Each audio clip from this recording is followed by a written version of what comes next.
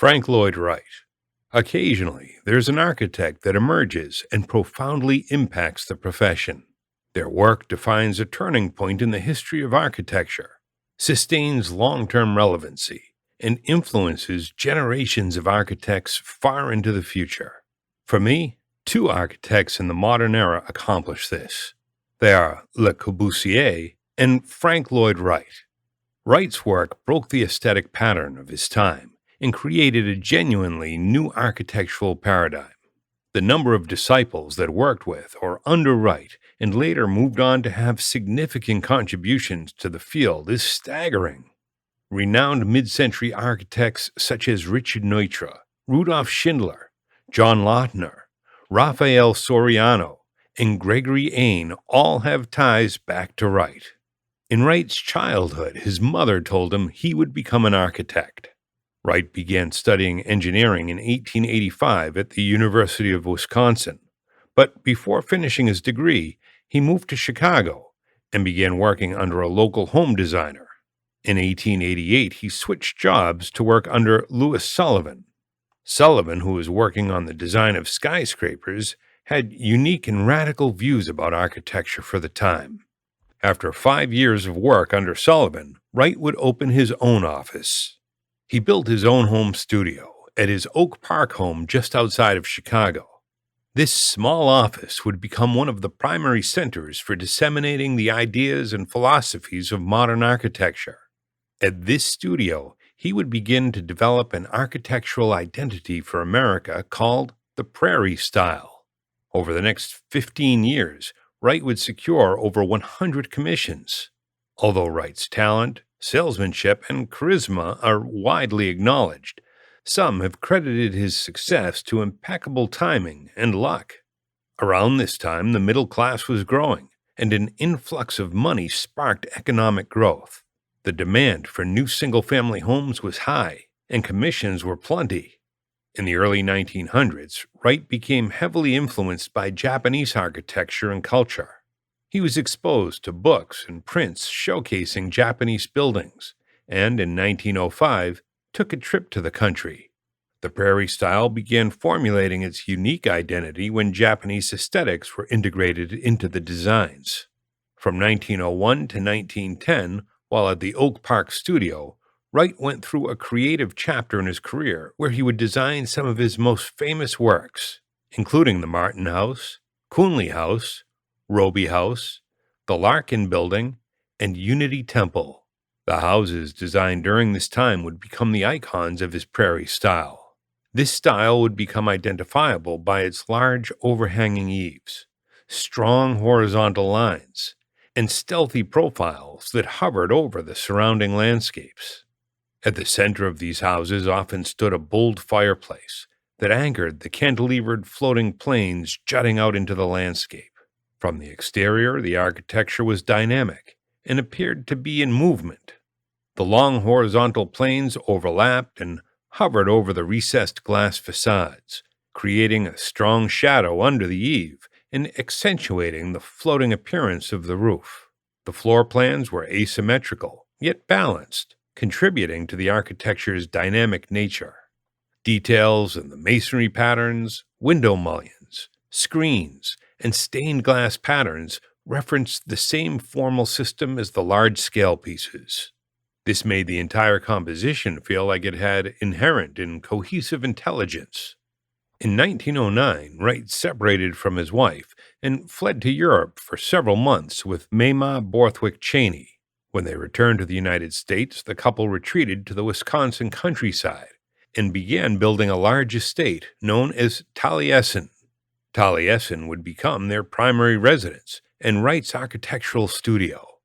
In 1914, his family and wife were murdered by a staff member at Taliesin, and the structure was burnt to the ground. Wright was devastated, and his career was at a halt. After a period of mourning and emotional turmoil, Wright was granted 2 new commissions: the Imperial Hotel in Tokyo and the Barnsdall Complex in Los Angeles. With these 2 commissions, Wright began exploring forms reminiscent of architecture from pre-Columbian Mexico. His interest in this type of architecture was sparked in 1915 after he visited the Panama, California Exposition in San Diego. Wright's commissions in Los Angeles started with the daughter of a wealthy oil tycoon. Her name was Aileen Barnsdall. Barnsdall would commission Wright to design a large theater complex on a plot of land in Hollywood called Olive Hill. Ultimately, only a portion of the master plan would be built, which included the Hollyhock House, Director's House, and Studio B residence.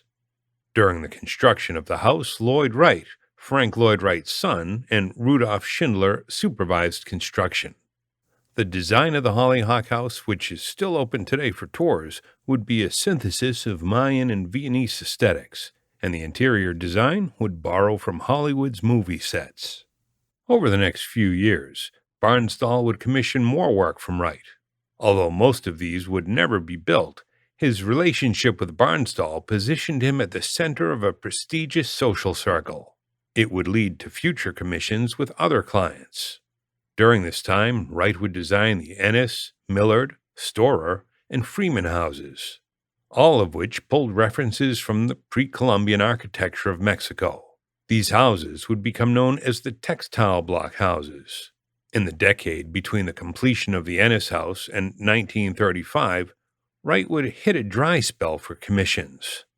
In the 1930s, Wright's career would regain momentum. In 1932, Wright would establish the Taliesin Fellowship. The fellowship was an architectural school for young men that would teach Wright's architectural philosophy. The young men would help farm and maintain the estate in exchange for tuition, schooling, and the opportunity to work under Wright. The school would produce some of Wright's most famous mid-century modern architects and disciples. After establishing his fellowship program, Wright would earn commissions such as the Johnson Wax Factory in Racine, Wisconsin, and most notably his masterpiece, Falling Water. Edgar J. Kaufman commissioned Falling Water in 1934 as a retreat in Bear Run, Pennsylvania. The site was heavily wooded with a stream and small waterfall.